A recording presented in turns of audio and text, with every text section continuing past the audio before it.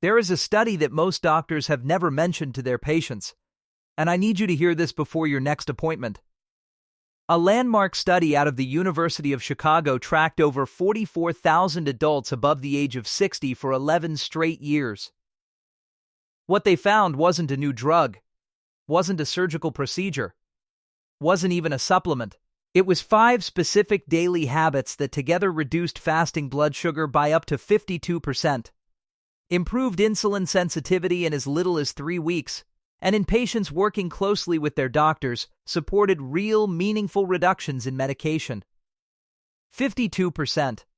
And not one of those 80 million Americans diagnosed with a blood sugar condition in the last decade was told about any of it. Not because it doesn't work, but because it doesn't come in a pill bottle. My name is Dr. Leonard Javier, and today I'm walking you through all 5 of those habits, ranked from genuinely helpful to something I can only describe as transformational. Stay with me until the end, because the number 1 habit on this list does more for your blood sugar than the other 4 combined, and 90% of seniors are completely ignoring it. Before I get into the habits, I want to tell you about Patricia. She's 74 years old, a retired nurse from Charlotte, North Carolina, with 31 years of hospital experience behind her. This is a woman who has administered insulin thousands of times, who can hear an A1C number and calculate the downstream risk before the doctor finishes his sentence.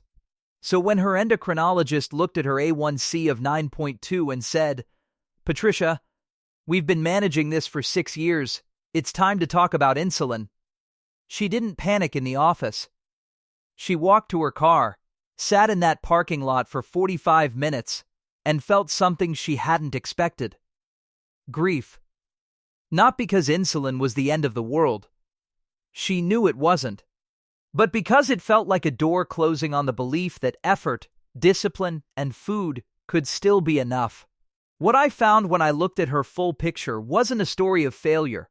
It was a story of someone doing almost everything right, but missing the one mechanism that determines whether everything else actually works. That mechanism is something called insulin receptor downregulation, and it's the silent engine behind why blood sugar becomes so difficult to manage after 60. Here's how to picture it. In a younger body, insulin acts like a key that fits perfectly into a lock on every cell. The lock opens, glucose moves in, blood sugar drops.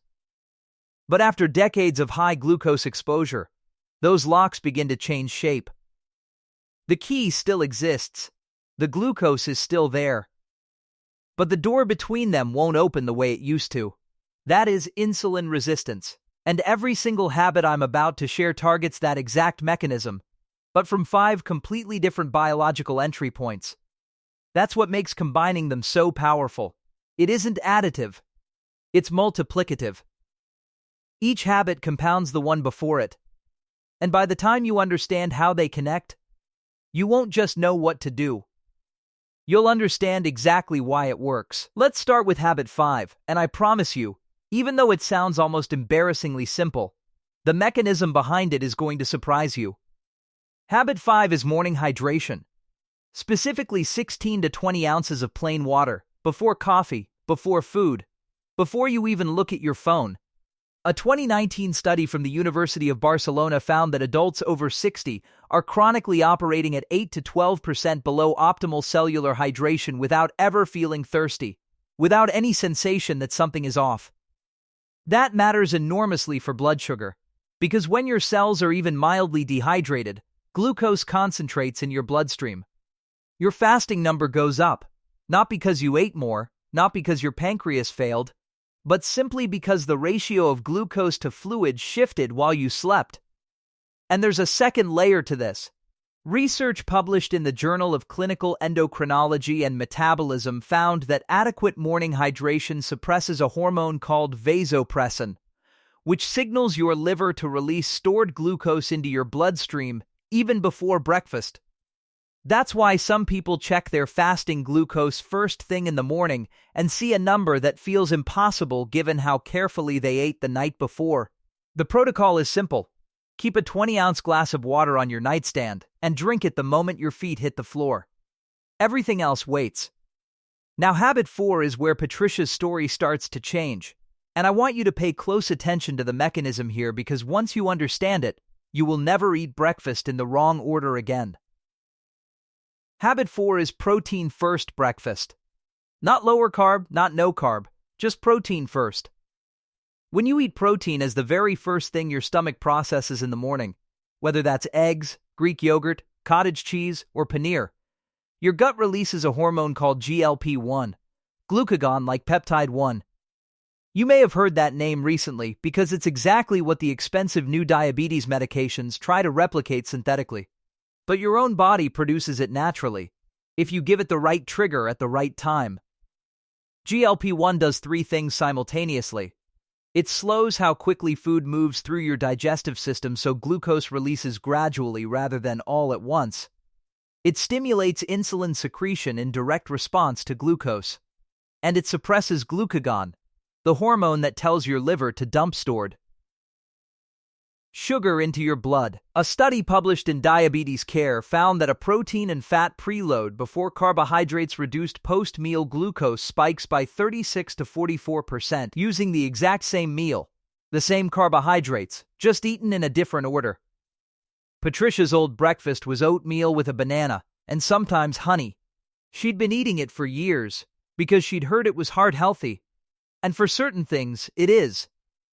But for blood sugar, she was firing a glucose flood at insulin receptors that had spent 8 hours stiffening overnight. 2 eggs and half an avocado first changed everything.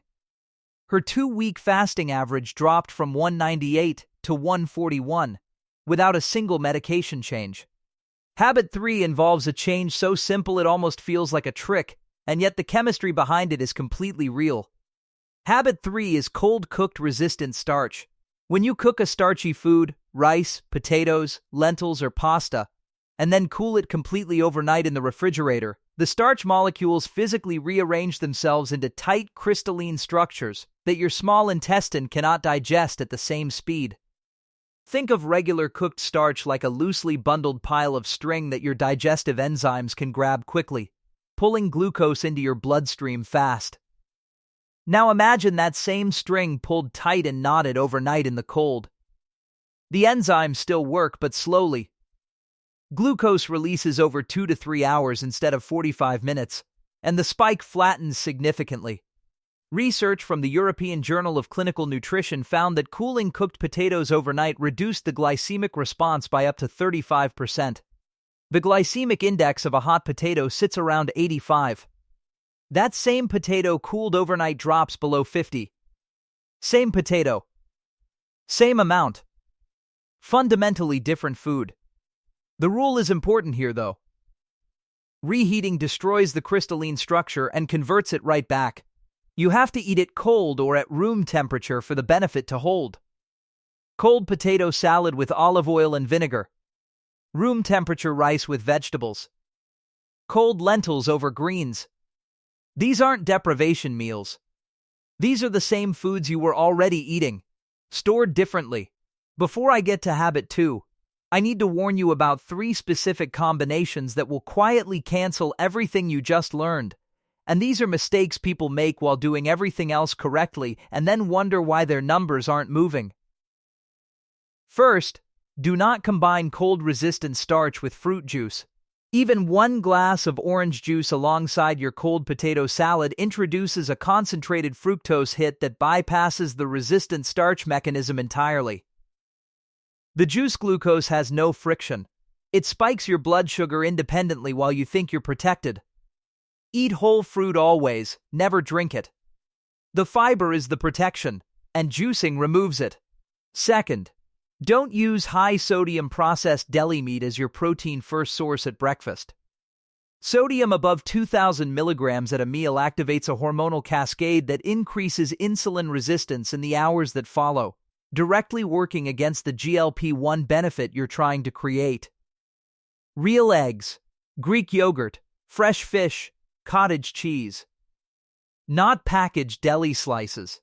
Third, don't follow your morning water with an artificially sweetened beverage in that same first hour.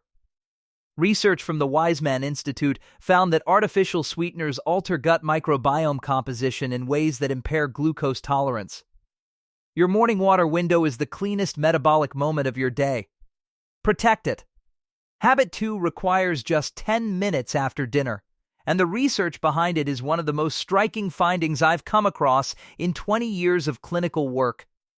A study by Dr. Loretta DiPietro at George Washington University compared 3 15-minute post-meal walks against one 30-minute daily workout.